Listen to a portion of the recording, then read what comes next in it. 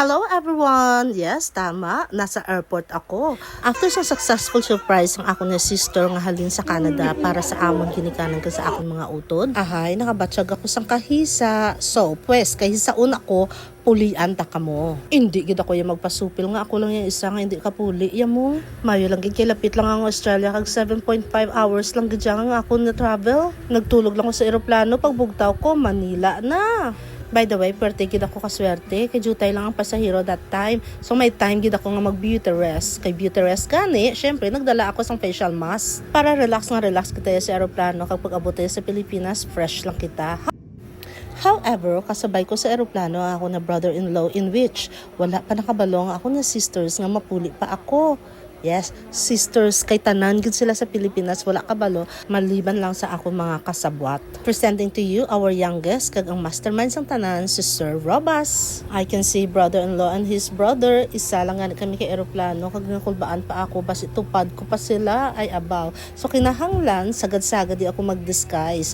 Meet my cutie patootie nephew nga nagsugat sa akong sa airport. By the way, super miss ko gining little boy namon. And of course, it's bonding time na. And there you go. After many years, nakita ko manggid ang amon nga bunso. Siya na yung gwapa na ako na sister nga halin sa Canada. While having lunch there sa Scarborough, amon pagid din planuan kung paano pagid namon mapatibay ang among mga plans sa pag-surprise sa among pamilya. Very exciting gadya tungod wala gadya nakabalong akong mga ginikanan, hindi ako makapuli because sa akong yung ubra. Meanwhile, ang akong utod niya halin pagid sa Canada kag iya mga bakataan nag-abot man sa airport in which sila ang una ko nga is surprise. I remember paghalin sa mga kabataan niya, mga little girls pa na silang subong mga dalaga na 8 years man siguro nga wala kami nagkita na, so it will be a beautiful reunion para sa amon niya family and I can't wait to see kung anong mga reaction nila pag surprise ko sila. And there you go, our first victim. Take a look sa iyang reaction.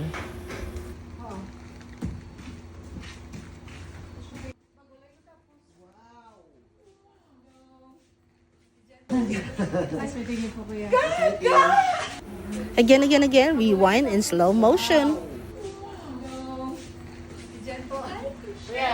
Hello, Edward, kapatid niya rin panganay. Bunso namin, panganay niya. Panganay ako, bunso ka.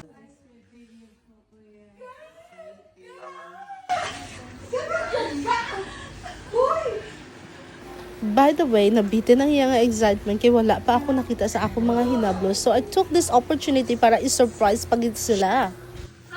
Happy birthday! Look, I have a present for you! Look! Look!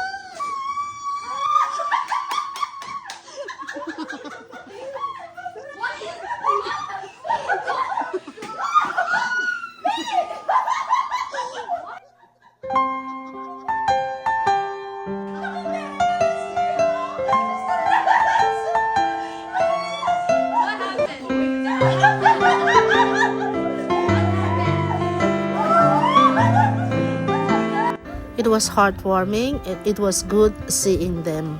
Finally, hindi nagpapating, complete na gid kami. I wonder kung anong reaction pagid sang ako ni banyang mga utod, kag si nanay, kag si tatay man. Please stay tuned on my next vlog kay i-upload ko pagid ang reaction nila tanan. Salamat sa inyo, salamat man sa pag-upod sa akon sa sining a beautiful moment together with my family. Thank you for watching everyone. Bye!